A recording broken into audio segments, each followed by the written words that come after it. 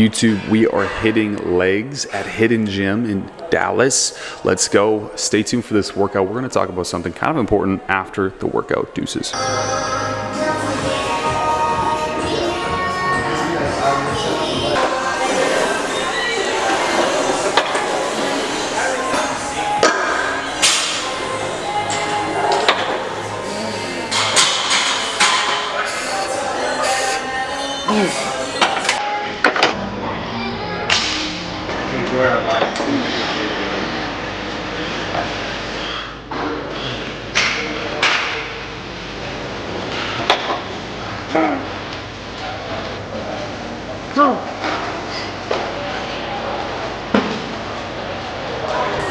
Come on.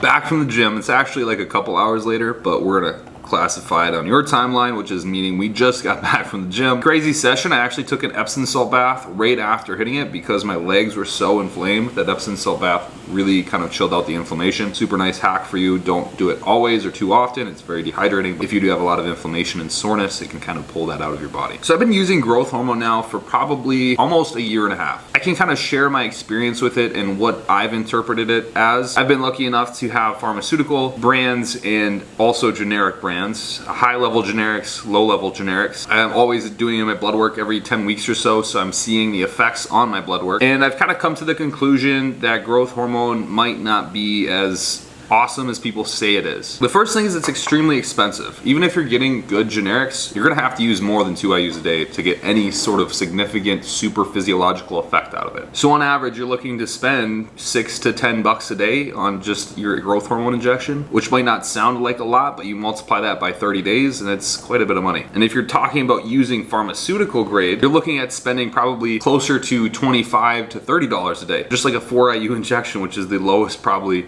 effective dose for hypertrophy in my opinion. So in that sense alone, it's kind of overrated in my opinion personally. And after about 3 IUs, I start to experience a little bit of effects that I personally don't enjoy. A lot of people talk about growth hormone making you youthful and revitalizing your skin. I've actually experienced kind of the opposite. I've argued that since I started it, and this could be probably correlated back to oxidative stress and just systemic inflammation rising, but ever since I've started it, I've aged dramatically. I mean, just go back a year and a half ago in my videos and you'll see me doing other things. I'm still on testosterone likely. I look significantly older now and it's only been a year and a half. The only caveat there is I've added growth hormone. I think after 3 IUs a day of usage, you start to experience these rapid aging effects because you are shortening telomeres, which are the genetic strains. And honestly, I don't love that side effect. And for the growth I'm getting out of it, is it really worth it? It's hard to exactly say. Another thing is my fingers, my wrist, my nose, my ears, my feet, and my toes, they've all grown, like a significant amount. I got this Oura ring 2 years ago and I cannot get it on or off my finger.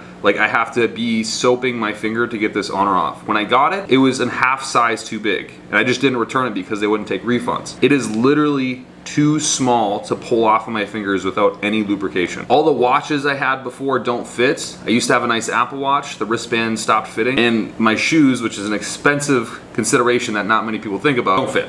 And then when we're talking about my nose, like I have a honker now, honestly. I never used to have a big nose. Like it was very proportionate to my face. Same thing with my ears. They used to be very kind of, I would call them aesthetic almost, and now they're grown. And that is the effect of growth hormone. I will say another side effect I've noticed too, and you see this in chronic growth hormone users who are abusing growth hormone, their elbows and knees grow, like their appendages right here for whatever reason. I have noticed that my elbows and knees are a little bit more longer in length, which is an interesting thing, but it's a real thing. And overall, I haven't been super impressed with its effects. I honestly have seen more growth with insulin without growth hormone and AAS, and I have found that really, unless you're combining growth hormone with insulin, you're not getting the effect that people propose. So like my opinion and my thought process is for most of my clients and myself is if you're in your mid to early 20s, growth hormone is just not worth it. You're going to be spending way too much of your income on it, and ultimately the results you're going to get are going to be kind of null. You're already producing so much growth hormone, it hasn't started to decline yet. You have AAS on your side, which are cheap and effective, and you can get really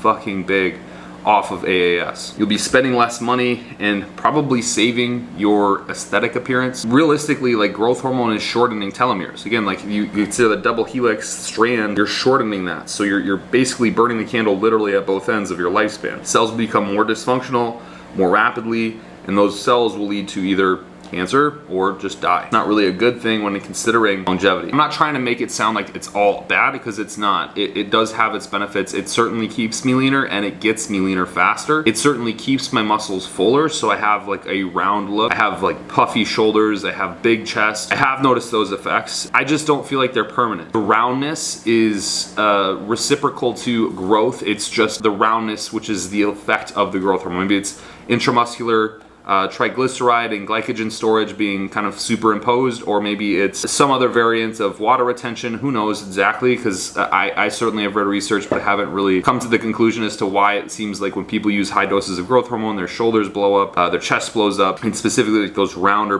muscle bellies come out. I'm unsure as to why, but those effects are real, and they definitely have happened, and there's like this thin skinny effect. I think this is due to the promotion of lipolysis from growth hormone and specific release of certain collagen proteins when you're using growth hormone that makes the skin look thinner. You can see in people who've abused growth hormone for longer, their skin is a lot thinner. Mine is definitely like fucking transparent. And I do see that as a common occurrence, and I think that is sort of a benefit, but just in bodybuilding. I don't see that much of a benefit in other areas in life. And I think that might contribute to the aging as well, like without that pronounced kind of adipose underneath your skin, it's leading to wrinkly, saggy skin. Not super ideal. So personally, my thoughts are, hey, growth hormone's probably not worth it. If you have the money to spend it on some really quality anabolic steroids, get some Primobolan, get some testosterone. This is not medical advice, this is just entertainment purposes only, by the way.